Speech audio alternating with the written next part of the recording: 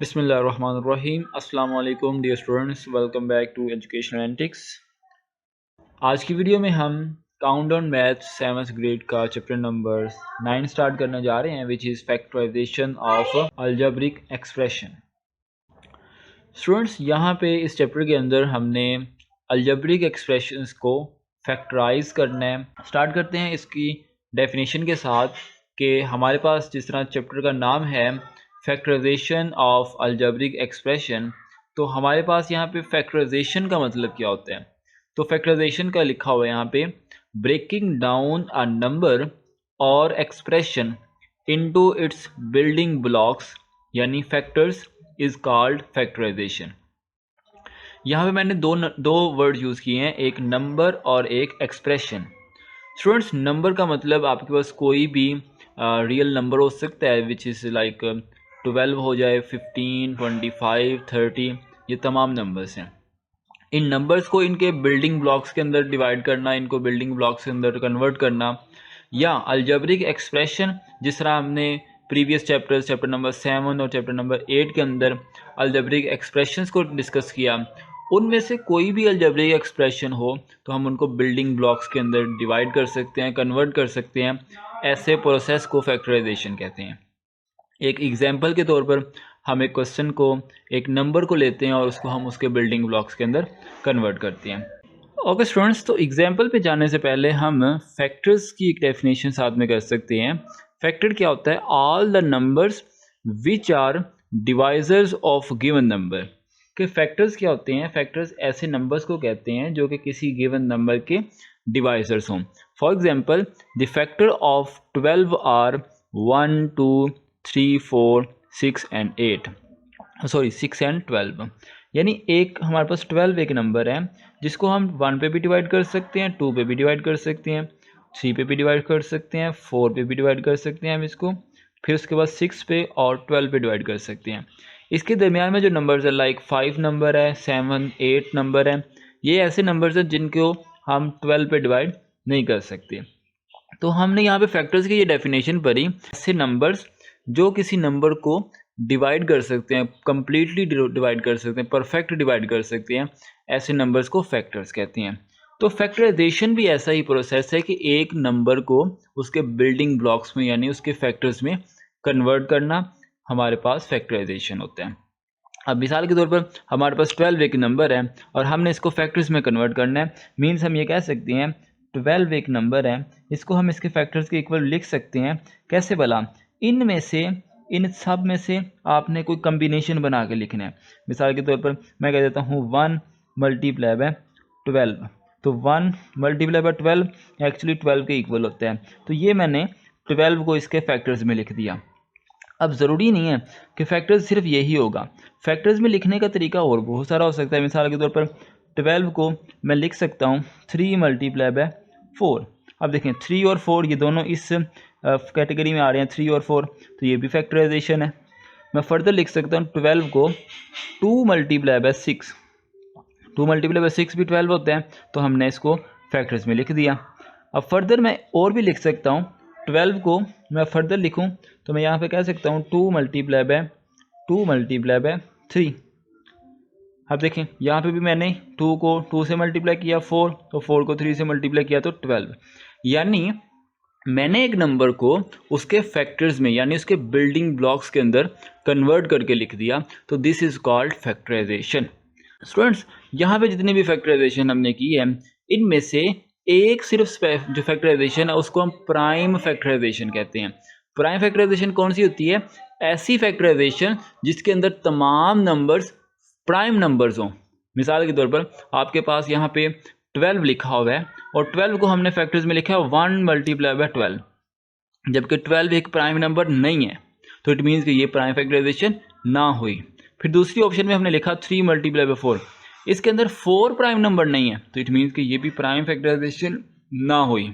फिर उसके बाद तीसरी ऑप्शन में हमने लिखा 2 मल्टीप्लाई बाय 6, इसके अंदर 6 प्राइम नंबर नहीं है, सो इट मीन्स कि यहाँ पे जो 6 है वो प्राइम नंबर नहीं, तो ये जो फैक्टराइजेशन है ये प्राइम फैक्टराइजेशन ना हुई। लेकिन अगर हम इस वाली लास्ट वाली को देखें तो इसके अंदर 2 एक प्राइम नंबर है और इसमें भी यहाँ पे 2 है, ऑब्वियसली ये भी प्राइम नंबर है, और 3 ये भी प्राइम नंबर है। तो 12 को हमने प्राइम नंबर्स में कन्वर्ट करके प्राइम नंबर्स की फॉर्म में लिख दिया, तो ये हमारे पास जो बनेगी फैक्टराइजेशन, इसको प्राइम फैक्टराइजेशन कहेंगे। तो ओके स्टूडेंट्स, आई होप आपको फैक्टर्स का और फैक्टराइजेशन का मीनिंग समझ आ गया होगा कि फैक्टराइजेशन का मतलब होता है किसी भी नंबर को उसके बिल्डिंग ब्लॉक्स में, यानी उसमें को ऐसे नंबर्स में कन्वर्ट करके लिखना कि जो आपस में मल्टीप्लाई हो रहे हों। आई अगेन रिपीट कि किसी भी नंबर को ऐसे नंबर्स में कन्वर्ट करके लिखना कि जो आपस में मल्टीप्लाई हो रहे हों, उनको फैक्टराइजेशन कहते हैं। और अगर वो नंबर्स प्राइम नंबर्स होंगे तो उसी फैक्टराइजेशन को हम प्राइम फैक्टराइजेशन का नाम दे देंगे। तो आई होप आपको फैक्टराइजेशन की जो डेफिनेशन थी, फैक्टराइजेशन का जो कॉन्सेप्ट था, जो उसमें जो हिडन पॉइंट था, उसकी अंडरस्टैंडिंग हो गई होगी। अब हम चलते हैं अपने क्वेश्चन की तरफ और फर्दर देखें। हमारा जो फर्स्ट लेक्चर है उसके अंदर हमने डिस्कस किया था कि हमें इस चैप्टर को अंडरस्टैंड करने के लिए, चैप्टर नंबर 9 को अंडरस्टैंड करने के लिए कुछ चीज़ों की रिक्वायरमेंट होगी। सबसे पहले अलजेब्रिक आइडेंटिटीज़ हैं। हमने पिछले चैप्टर्स के अंदर, जैसे कि चैप्टर नंबर 7 और चैप्टर नंबर 8 को मिलाया जाए, उसके अंदर हमने अलजेब्रिक आइडेंटिटीज़ पढ़ी थी, और ये 3 तरह की अलजेब्रिक आइडेंटिटीज़ हमने चैप्टर नंबर 8 के अंदर सॉल्व भी की थी और यूज़ भी की थी। तो ये आइडेंटिटीज़ आपको बिल्कुल याद होनी चाहिए। उसके बाद आपको फर्दर चीज़ों को जो याद होना चाहिए, जिनके बारे में पता होना चाहिए, उनमें सबसे पहली चीज़ है अलजेब्रिक एक्सप्रेशन। कि अलजेब्रिक एक्सप्रेशन क्या होता है?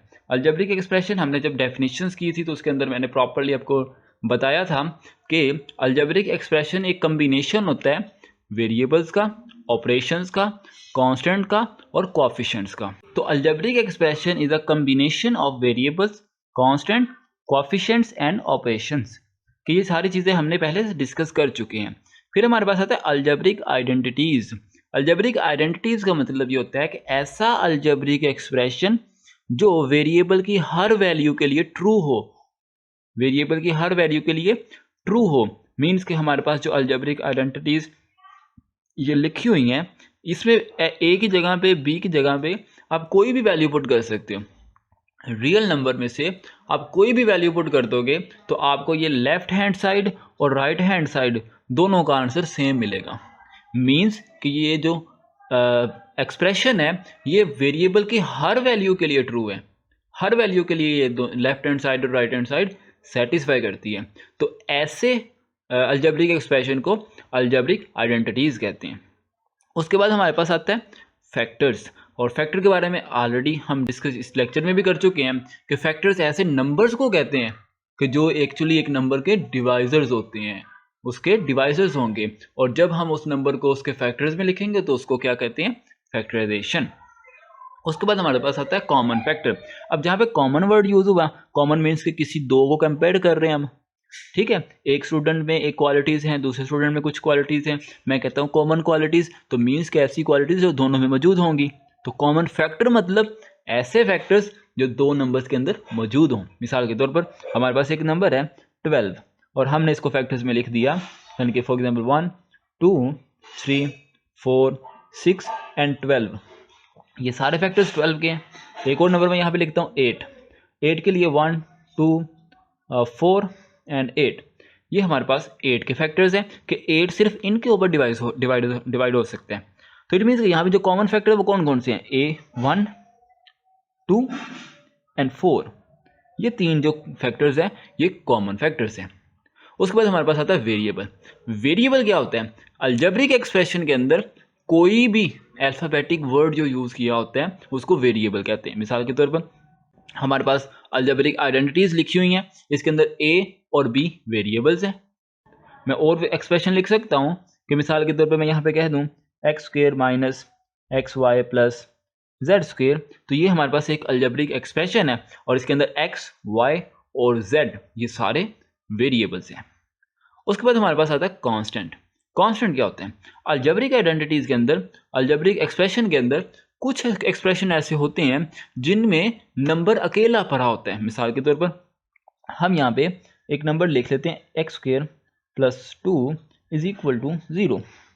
यहाँ पे देखें तो आपके पास x² प्लस 2 इक्वल टू 0। ये एक इक्वेशन है कि जिसके अंदर 2 एक ऐसा नंबर है कि जिसके साथ कोई वेरिएबल नहीं है। तो कांस्टेंट हम ऐसा कहते हैं, ऐसे नंबर को कहते हैं, ऐसे टर्म को कहते हैं कि जिसके साथ कोई वेरिएबल ना हो। ठीक है। अलजेब्रिक एक्सप्रेशन के अंदर डिफरेंट टर्म्स होती हैं। मिसाल के तौर पर हमने यहाँ पे अलजेब्रिक एक्सप्रेशन लिखा हुआ है और इसके अंदर मैं बताऊँ आपको 3 टर्म्स हैं जो कि हम प्रीवियस लेक्चर्स के अंदर डिस्कस कर भी चुके हैं। कि 3 टर्म्स का मतलब हमारे पास एक ये टर्म है, फिर दूसरी ये वाली टर्म है और फिर तीसरी ये वाली टर्म है। ठीक है। कोई और एक्सप्रेशन में लिख सकता हूँ, मिसाल के तौर पर 4x² माइनस 3x प्लस 2। तो इसके अंदर हम देखें तो यहाँ पे हमारे पास 3 टर्म्स हैं। कैसे? एक ये वाली टर्म, एक ये वाली टर्म और एक ये वाली टर्म। सिंपल वर्ड्स में बच्चों को समझाने के लिए मैं ये कॉन्सेप्ट यूज़ करता हूँ कि टर्म का मतलब ऐसे नंबर्स जो कि आपस में प्लस या माइनस की वजह से अलग अलग हो रहे हों। प्लस या माइनस की वजह से जो नंबर्स अलग अलग हो रहे होते हैं वो एक्चुअली 2 अलग से टर्म्स होती हैं। मिसाल के तौर पर इन 2 नंबर्स की बात की जाए तो ये 2 नंबर्स माइनस की वजह से अलग अलग हो रहे हैं, 4x² माइनस 3x²। ये देखें इनके दरमियान माइनस है, इट मीन्स कि ये अलग से टर्म है और ये अलग से टर्म है। इस तरह इन दोनों के दरमियान देखें तो इन दोनों के दरमियान में आपके पास ये साइन है प्लस का, तो इट मीन्स कि ये 2 अलग से टर्म है और 3x अलग से टर्म है। लेकिन अगर हम देखें यहाँ पे 4x², यहाँ पे देखें 4 एक अलग नंबर है, एक x अलग नंबर है, ये टर्म्स नहीं है, ये एक ही टर्म है। तो मीन्स हमने यहाँ पे ये डिड्यूस किया कि मल्टीप्लाई या डिवाइड के केस में टर्म्स अलग अलग नहीं होती।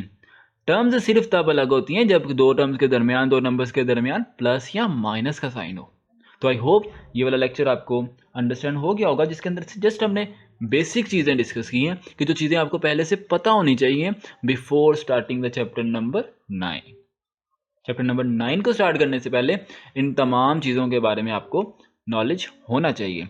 Then you will go to the chapter number 9। Hopes हो के आपको ये लेक्चर समझ आ गया होगा।